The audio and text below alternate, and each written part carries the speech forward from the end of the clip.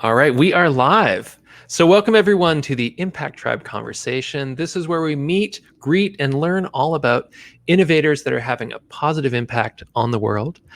Today, I am so happy and excited to be speaking to my friend, Jarrett Ransom, who is the nonprofit nerd. And Jarrett has served in the nonprofit sector for over 15 years, and she's the owner of Rayvan Group. So welcome, Jarrett. So nice to see you.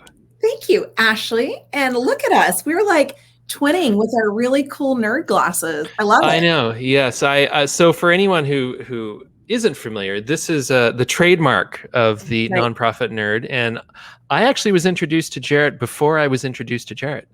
Yes. Think about that for a sec. So my wife attended an event that Jarrett was speaking at or hosting or somehow involved, and she came home with these cool glasses with the tape on them, and so then many months later, maybe a year or so later, I actually met Jarrett for real, and I was like, oh, and I scrambled around trying to find them because we had them. And so there you go. That's from a branding standpoint. There's a little tip for you. If it's cool and memorable and people want to hold on to it, they will. So there you go. Great. So all of that's to say, good marketing. Good to see you. Thank you. Thanks, Ashley. It's so great to be here. So why don't you tell us a little bit about what the nonprofit nerd does, and a little bit about the Rayvan Group, and we can just jump in from there. Absolutely. I'd love to. And thanks again for asking me to be a part of today's conversation and a part of what you're doing. I think it's super cool of how you're meeting and greeting all of these, as I like to call them, rock stars. So the nonprofit nerd really started when I was born, so like 43 years ago, but didn't really unearth until just recently. So in 2009, let's just start there. 2009, I lost my Chief Development Officer position for a $21 million agency. And that was here in the Metro Phoenix area. So I was asked to lay off my team. 6 months later, I was laid off. And that was during what I can now say the last economic downturn, right? Like the last one, not this one that we most recently experienced. And I started doing just about anything. Like if you needed it, I would do it. And money was green. And I'll be honest, right? Like fully authentic. Money was green. I needed it. Just about anything in the nonprofit sector I would do. Fast forward to today, now 2021, coming up on 22. And, I've been in business for myself now over 10 years. So I want to say like 11. I started in 2009. So, that long, do the math. So I've really niched over that time, Ashley. Like I've really been, I've gone from saying yes to everything to I say no a lot more than I say yes. And I'm very grateful and blessed to have that privilege and that opportunity. So I do a lot of interim executive work where I come in during a critical succession phase. I also do executive coaching. So I work one-on-one with C-suite executives in that coaching space. And I also do a lot of public speaking. So you might see me at your next fundraising event, or you might need me at your next fundraising event. So I love to ask people for money. That's my superpower is I love to ask people for money. And I also love to help put profit back into nonprofit. So that's what I do. And I just love it. I love being of service so much so. Actually, I don't even know if you know this. I changed my license plate, which if my son could overhear me, he'd be like, Mom, don't tell people what your license plate is. But it's a vanity plate and it reads, be of service. Because that's who I am. That's who the nerd is. Wonderful. So it's interesting. I mean, I normally then transition into, I want to learn more about kind of how you ended up in the nonprofit space. But just since you brought up money and nonprofits, it's so interesting to me. I think everyone would acknowledge the fact that money is a critical component of, building programs, building organizations, and having an impact. Yet in the nonprofit space, I get the sense it's sort of a dirty word. And with two R's, like it's totally taboo. Yeah. And I think many of us have sometimes challenges thinking about money, and we kind of want it, but we don't want to boast about it, and all these things. And I had a coach a few years ago who gave me this thought. He said, money is the root of so much awesome. Mm. And I've embraced that because, whether you're talking about for-profit, nonprofit, families, individuals, groups, Yeah. you kind of the money helps move it all forward. And it's funny because I joked with them. I said, I'm either like sort of Gordon Gekko or I'm Mother Teresa, and I couldn't really work in the middle. In the And middle. and he schooled me in sort of saying that, actually Mother Teresa was pretty fierce with money. I love And she wasn't shy about it because she knew where it all went. So anyway, so Yeah. off on a tangent, but yes, money is important and so critical, and so we can get back to that. But one of the things that I want to know is, so you're obviously, the nonprofit space is where you've operated, where you've lived, where you've learned, where you've had an impact. How did that kind of first come about? Why the nonprofit space versus for profit or some other area? Like, what was the drive behind that? So when I lost my job in 2009, my brother sent me a book, and I can't remember the author, but the title was Failing Forward. And I was super annoyed. And I was like, you are such an ass for sending me this book. And then I realized there's so much truth. I have been failing forward all my life, right? And not in a bad way. I really want to shift that to, like, it's not a negative thing. It's actually been so much more positive. But I have done almost everything by default. Like, getting into the nonprofit sector, my mom raised us as being very civically engaged. I didn't know what civically engaged meant as like a young teenager. I had no idea. I just knew that she woke us up really early to like feed people, and I was annoyed. And I knew that she also made us spend our Saturdays picking up litter, and I was super annoyed. But that was really planting the seeds of who I am and developed me, truly as who I am, to be of complete service to others in my community. So much so, it has now created this, I don't want to say monster, but that's probably what some people are thinking, this global citizenry piece of who I am, right? Like, I am a global citizen. And so by default, you add that into, my mom kind of planted all these seeds. But I also was raised and really, grew up in this super small town. So I love knowing people, and I love people knowing me. And I have found, Ashley, that in the nonprofit sector, in the community, most people are really known in the nonprofit sector, and it is less of a, you are a number, like you're one of the fish in the pond. It's like, we really want to get to know you. So the culture and the environment of the nonprofit space attracted me and kept me coming back, because I really felt like they knew me and they wanted what's best for Jarrett. So that's how I got into it, was by default. And then if you remember, the previous story I just told was about, like, how did I start my business? Because I didn't have a job, like, by default. So failing forward. Thank you, my brother. Awesome. I love that. There's an individual I met recently, and he had another way of framing that. He said, positive forward. Yeah. And I loved that. I mean, just, whether you're failing forward, you're positive forward, the idea that you're moving forward. You're moving forward. There's no value. It doesn't matter where you are in your life or where you are in the world. You got to keep moving forward. And I mean, you're on your 10-year journey now. I'm coming up. I guess I'm almost at 10 years with being an entrepreneur myself. Thank you. Congratulations. And of course, the hindsight, you wish you knew all these things, but one of the things that I've definitely learned is you got to just keep moving forward, taking action, meeting new people. And it's interesting for me, the nonprofit space, unlike you, I hadn't grown up around it. I was, to be honest, very unfamiliar with it. And it just so happened that when I started my business, I was down in Tucson.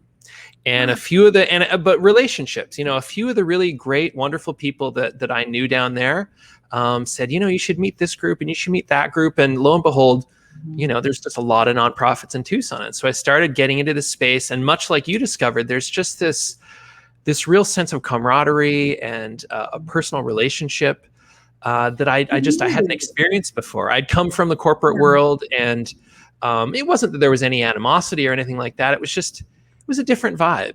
It was definitely a different vibe. And so, I think that we've both found a home, if you will, in the nonprofit world. And, I love it. And so I would love to know a little bit more about kind of who you are working with, or if there's a particular area in the nonprofit space that you enjoy having an impact, or you want to have more impact. Because there are a broad range of things that could be done and things that need help. Broad range. And there are essentially nine, I lost my thumb on that side. Oh, here I am. 9 sectors. I was told there would be no math. I know. 9 sectors. I need a calculator. And sometimes my calculator doesn't work. So that's how good I am with numbers.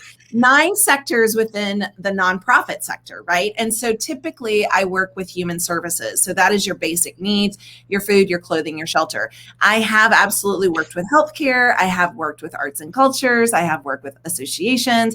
I have worked with education, like higher ed. So I have worked and dabbled in a little bit of probably all of the sectors, but I really hang my hat with that basic need. So that's one segmentation of my kind of like client market. Secondarily, and through the years, I love people. Like I love people, and I want to be a service to everyone.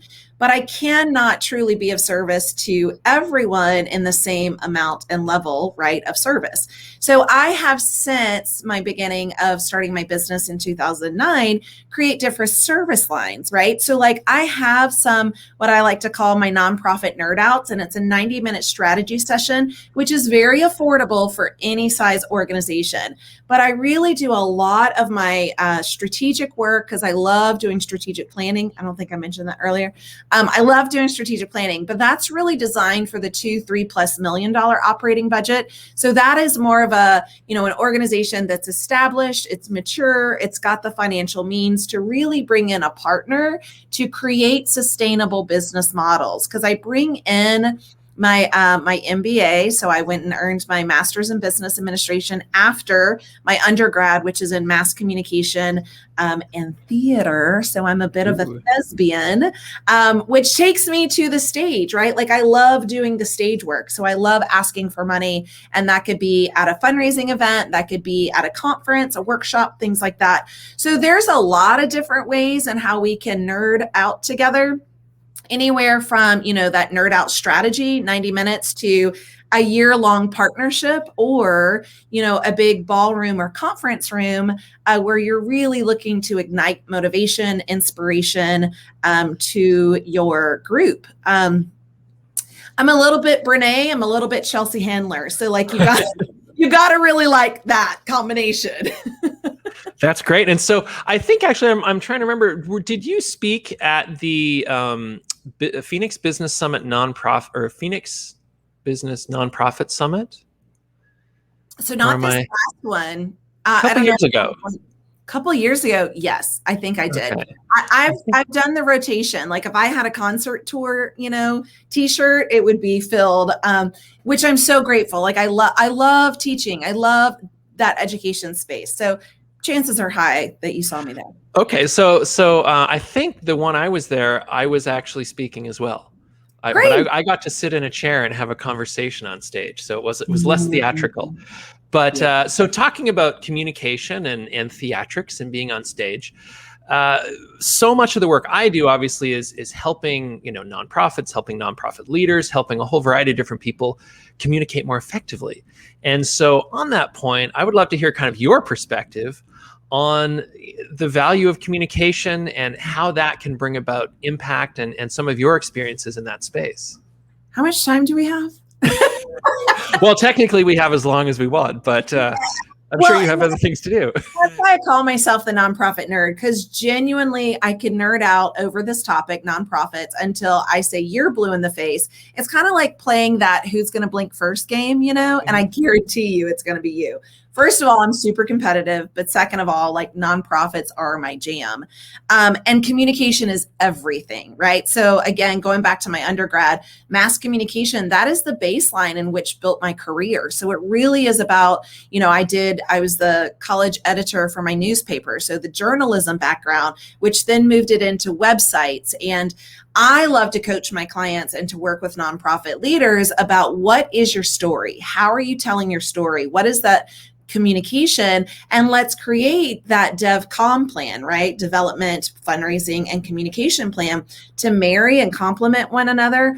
But I also do this in a way, and I'm sure you also, coach this as well when you work with your clients, Ashley, is really about knowing your audience, right? So we have this story and we're going to tell our story, but the way we tell our story and the things we highlight in the story might change depending on the audience. And that really depends on what data do we have accessible for us to create this segmentation and to create that narrative. But I have a feeling like you and I could nerd out over this for a long time, because words, communication, verbal, written, visual, it is so much a critical piece of our success, of our sustainability and our scalability when it comes to a nonprofit's mission. Yeah, it's fascinating to me. It's the fact that we as a people, we as a creature, as a human being, communication is vital in every aspect of our life. Yet when it comes to whether it's nonprofit or for-profit, but in sort of professional settings, it seems like 75% of the people just sort of lose their minds. They don't sort of think sort of very much like another human being. How would I want to be spoken to? Yeah. What would I remember? Why would I care? Like, a lot of it is so basic and rooted in us as human beings. Yet the moment you start layering on kind of, you get into the grant process or the fundraising process or boards, the boards of directors and things like that. And everyone gets wrapped up in like bullet points and Excel docs. And on one hand, it's job security.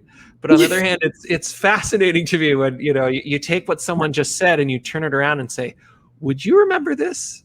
Would you take action based on this? I think we add the complexity, right? Like, we as human beings, to err as human and to add complexity as human. I think we often make it, just way, way too difficult. I like to create avatars with my clients, in particular when it comes to that fundraising component, right? Like, who is your audience? And let's segment that.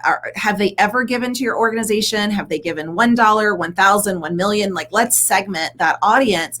Let's also find out why they came to you as an organization. Like, what was that mission moment? What was that heartstring, or what was that campaign that like drew them in?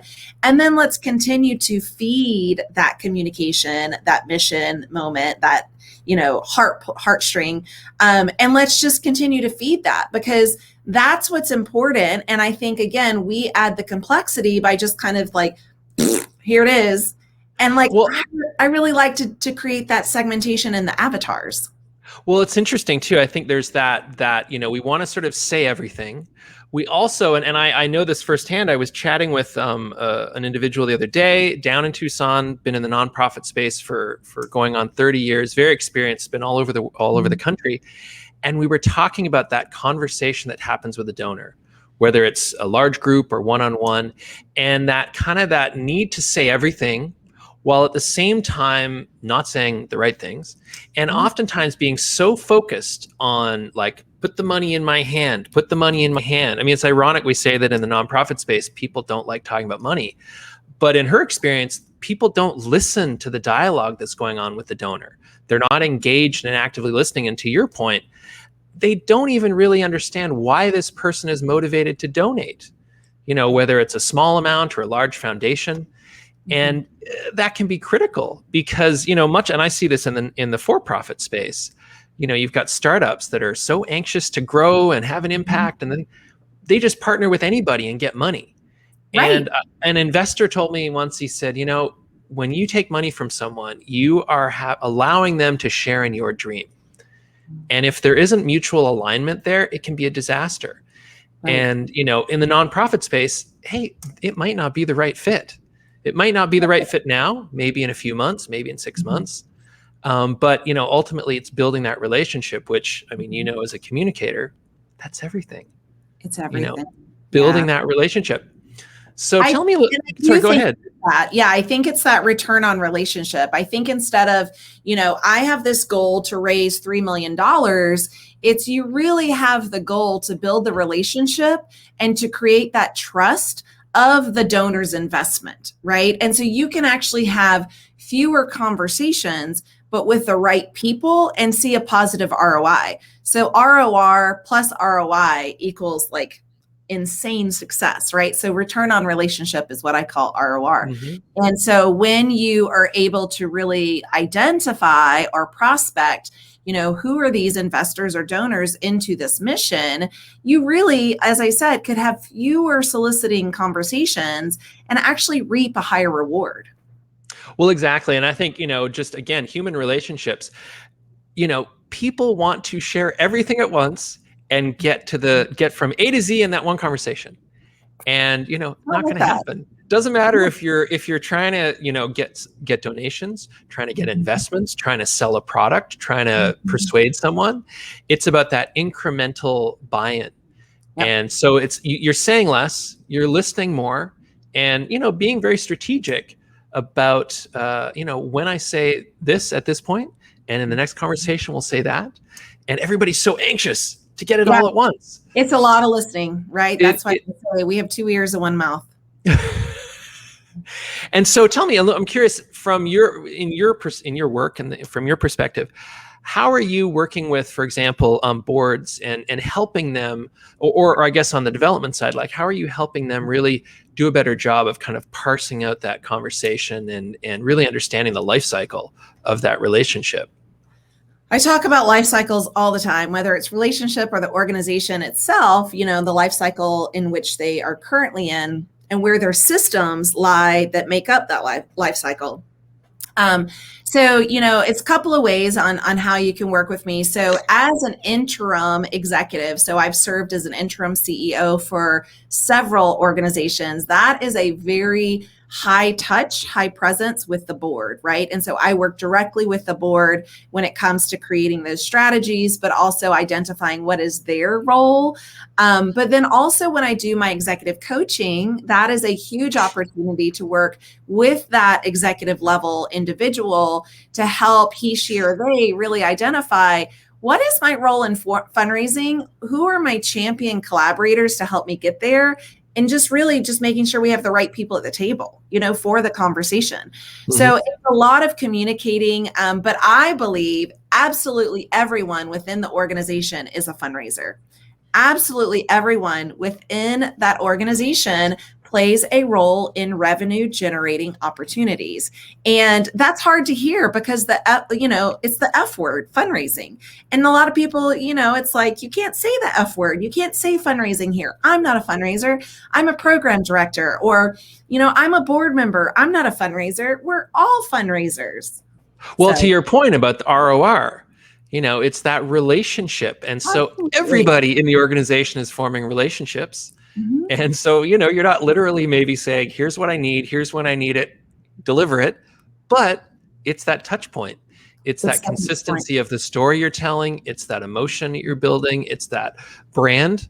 It's fascinating to me, just working on both sides of the aisle, if you will, in terms of nonprofit and for-profit, how valuable I think it could be if those groups really started kind of talking to one another in a better way. And I think, I don't know, I'm curious from your perspective, I'm seeing more of almost like a hybrid individual, a hybrid organization that you're getting a lot of younger people coming in, I think, with a lot of that both sides perspective and starting to bring new energy into the nonprofit space. Have you seen that, or is that just me? Yeah, well, in CSR teams, so corporate social responsibilities, organizations or teams within an organization for the for-profit corporation kind of, entities are doing such a phenomenal job. But we also have, we're in this age and demographic of so many professionals, before they even take a job, they're asking, what is your role in the community? And what is my role within this company, within the community? So it's really shifting our culture. And I've said for a while, like, our sector, the nonprofit sector, has been due for a shakeup. We have really been due for a shakeup. So I really think that the nonprofit leaders and the for-profit leaders, they're starting to see we reside in this community together, right? And our community has X, Y, and Z problems. Together, right? To get two heads are better than one. So together we can truly start to solve these problems. So the nonprofit are the ones, rolling up their sleeves and really mitigating whatever the challenge is. But the for-profit has a great opportunity in that mitigation. And there's 3 ways, right, in which you can be a philanthropist. And again, philanthropy does not have a set amount of money. It really just has to do with providing goodwill to people. Time, talent, and treasures. So when companies come in or professionals come in and they're like, hey, I have time, I have talent, and I have treasure. Treasure is the money, but the time and the talent are also very critical pieces to the success of your community solution. So there's so many great, I would say, like inspiring, innovative conversations happening in every community right now. And it's so beautiful. Yeah, I think it's amazing. I've always felt like, if you could bring some of that empathy and emotion that exists in abundance in the nonprofit space and marry it with that sort of strategic, longer term thinking that exists, I think, in the for-profit space, that's where the winning combination happens. And I'm so excited to see it starting to happen, and organizations being shaken up, and nothing like a pandemic and everything getting kind of flipped on its head to force people to adapt. Pandemics, plural, right? Like we had the global virus, we had social injustice, we had the political divide, and we have the environmental crisis. So we are really navigating 4 different pandemics, plural. And I'm sure we could add like more to that. There's all these tangential elements. Yeah. There's so many, so many. So we really are living in a time and navigating a time of so much uncertainty, so much heat. But as we look deeper, right, as, oh gosh, come on, Mr. Rogers, right? Oh. Like, come on, what's his name? He's like, whenever you see a tragedy, and this is paraphrasing, right? Look for the good, look for the angels, look for the helpers. And that is happening. And so I've been so blessed and again, so grateful and privileged to see so many people roll up their sleeves and help and lean into whatever pandemic they are able and have the capacity to help. And in fact, during this time, the corporations and the nonprofits really came together in a very complementary way to say, we have given you money, use it however you want. We said it was for this, but now it's like, no strings attached. Use it wherever your organization needs it to survive and then thrive. And then secondarily, organizations have said, we have money. Who needs it? And how do we help? Right? So it's really been amazing to watch this, and it's there. There is good. There is so much good happening in our world. Oh yeah. And it's, the old adage, the glass is half full or half empty. And nowadays when I look at kind of what's going on, and my son 13 and my youngest is 10, and my 13-year-old especially, he has so much access to information now that it's overwhelming. And, it's so easy to kind of go on the glass is half empty side. Whereas if you, as you said, you sort of shift that perspective, you hashtag positive forward, you're starting to look at like, what's the good of this?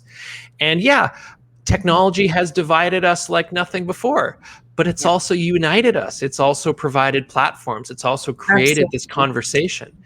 And, I, for one, and sounds like you're on this side as well, are excited about everybody rolling up their sleeves, everybody trying to help in their own way. And that's really what it comes down to, is everybody helping in their own way. There is no sort of mass solution to this, whether you want to talk about racial injustice, you want to talk about the economic future, you want to talk about climate change. I mean, these are not things that are going to be solved by one entity. Or maybe not even in one decade. So it's do our part. I have a 10-year-old, almost 11-year-old, very similar, Ashley, to your child, where it's like, he has so much access to information. And because of the work I do too, he's also very close to our communities and the needs of our communities. And so he's very aware. He's very empathetic. And I have seen the level of empathy raise throughout the nation. And that's been amazing to see. And that's not a political statement. It is really, everyone has leaned in to what they care about and where they have the capacity to be present and to give. And that has been just humbling.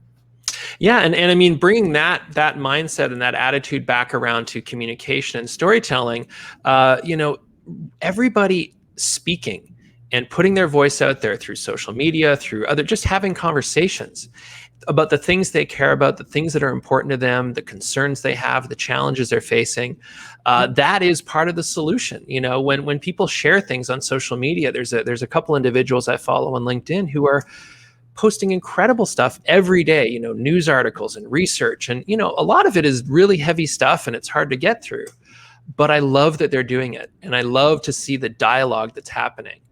And, it's sort of ironic, I think, that so many people feel like technology and social media is dividing us, when I think it's actually sort of maybe not forcing us, but really helping us look at it from a more human perspective. And back to that ROR, how do we create relationships that mean something? How do we add value? And so I feel very fortunate to be where I am and be in this environment and meeting people like yourself and just other people that are trying to do good things. And so I'd love to know from your perspective, how do you, just for you personally, maybe professionally, how do you measure success? What does that mean for you? And it's a kind of a big one, but it's a big one. We got 3 seconds. Quick, go. I know. Oh, okay. My why is freedom, flexibility, and travel, right? So that to me is success. Am I able to live my why? Freedom, flexibility, and travel. When I was pregnant, now over 10 years ago, I vowed to be the most involved parent possible. And as an entrepreneur, a solopreneur, I have to be very intentional with where I spend my time, my energy, and it's really important. So success has been redefined for me over the years, but most importantly, the last 10 years, right?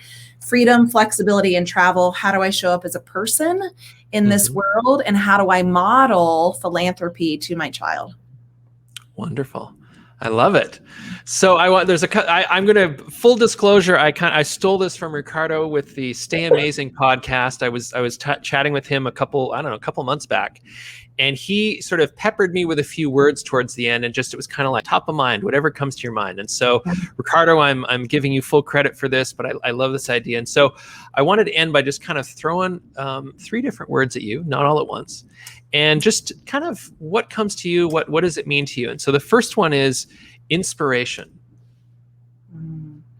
I love it. I've always been inspired, and I am mostly inspired by taking inspired action. So I don't always act, but when I am feeling inspired, that's when I am really inclined to take action. So inspiration to me is combined with a verb, action.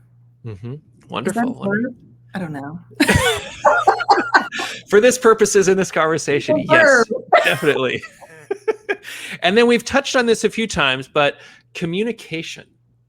So again, yeah, I've touched on it a lot. A full believer. I love communication. I really believe in civic discourse. I hope that comes back as communication, as a form of communication. So yeah, I don't know what else to say about it, but we have touched on that quite a bit. I mean, we're human beings. Let's communicate more effectively, empathetic, meaningful, et cetera, et cetera. And then last but not least, impact. Impact, I think, is really for me, because I go to bed at night and I think, did I do enough? And as a perfectionist, as a recovering perfectionist, I have never done enough. I'm always looking to do more. But really what I'd love to say to you, all of you listening, to you, Ashley, and then of course, turn the mirror back to myself, do the impact and do what you can for today, and realizing that we are all impacting, we're all making an impact, and we always hopefully have tomorrow, right? So again, it's back to give yourself grace, that whatever you did today is enough, and that you have tomorrow to do, another set of whatever that is. So huge on impact. I love that. Yes. I mean, I think we all, especially nowadays, we're all just hyper. We've got a lot going on. We've got kids, we've got social media, we're making dinners, we're doing all these things. And, just take a moment, appreciate, live in that grace, and know that you've done what you can for today. And if you're lucky, unfortunate, tomorrow's another day. So very briefly, or before we go, how can people get in touch with you? How can they learn more and support what you are doing, and maybe benefit from all the knowledge and experience you have? I would love to connect, and I would so love to be of service. So LinkedIn, you can find me there. I am probably the only female Jarrett Ransom. So Jarrett, Ransom, like hold you for money. I know. And that's there's like money again. There's money. And then on Instagram, you can find me there, Nonprofit Nerd, and that's nonprofit_nerd. You can find me, you know, anywhere else, but those two places will really connect you and take you to the webs of Jarrett and the Nonprofit Nerd. So LinkedIn and Instagram. Awesome. Awesome. Well, Jarrett, I want to thank you so much for taking some time to join me today. And despite technical difficulties in the beginning, I feel like that's a norm nowadays. Par for the course. I mean, you know, is it really a day if you didn't have those? Exactly. I mean, everything is about technology, so why wouldn't it have some mix up? So, but thank you so much. It's been a pleasure chatting with you, and it's wonderful to know you. You're an amazing human being, and I thank you for the work that you're doing and the impact that you're having, and thank you. Thank you so much. It was so great to be here. All right, I think we're gonna hit end, and then I think we go bye-bye. But Sweet. Let's follow up. Have a wonderful rest of your day. Thank you so much, Jarrett. Thanks, Ashley. See you soon. All right. Bye-bye. Bye.